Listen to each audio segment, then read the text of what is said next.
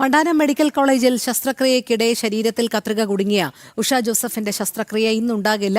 CT scanning പൂർത്തിയായി. ഇന്ന് വൈകുന്നേരം മെഡിക്കൽ ബോർഡ് ചേർന്ന കാര്യങ്ങൾ വിലയിരുത്തും. ശസ്ത്രക്രിയ നാളെ നടത്താനാണ് സാധ്യത. മിഥുൻ അയ്യപ്പൻ ചേരുന്നു വിവരങ്ങളുമായി.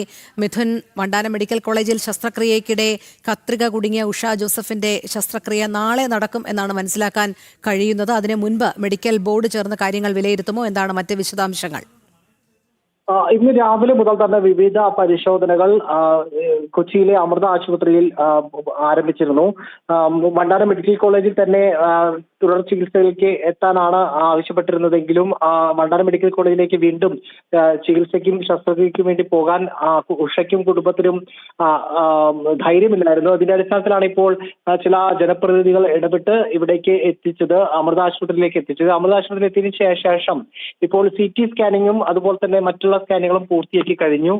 ഇന്ന് വൈകിട്ട് വിവിധ ഡിപ്പാർട്ട്മെന്റുകളുടെ പ്രതിനിധികൾ കൂടി ഉള്ള ഒരു മെഡിക്കൽ ബോർഡ് ഇന്ന് വൈകിട്ട് ചേരും. ഈ CT സ്കാനും മറ്റ് പരിശോധന റിപ്പോർട്ടുകളെല്ലാം തന്നെ പരിശോധിച്ച് സർജറിക്ക് വേണ്ടിയിട്ടുള്ള മുന്നൊരുക്കങ്ങൾ നടത്തുമെന്നാണ് മനസ്സിലാക്കാൻ സാധിക്കുന്നത്.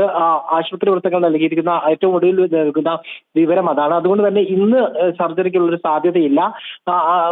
അതായത് ഉഷയുടെ ആരോഗ്യനില തൃപ്തികരമാണ്. അടിയന്തരമായി ശസ്ത്രക്രിയ നടത്തേണ്ട ആവശ്യമില്ല. അതായത് ഒരു അപകടാവസ്ഥയിൽ ഇപ്പോൾ നിൽക്കുന്നില്ല എന്നുള്ളതാണ് ഇപ്പോൾ വിലയിരുത്തിയിരിക്കുന്നത്. അതുകൊണ്ട് തന്നെ എല്ലാ കാര്യങ്ങളും പരിശോധിച്ച് ഉചിതമായ സമയത്ത്, അതായത് നാളെ ഇത്തരത്തിലുള്ള സർജറി ഉണ്ടാകാനുള്ള സാധ്യതയാണ് ഇപ്പോൾ ആശുപത്രി വൃത്തങ്ങൾ നൽകുന്ന വിവരം. ശരി, മിഥുൻ അയ്യപ്പനാണ് വിവരങ്ങൾ നൽകിയത്.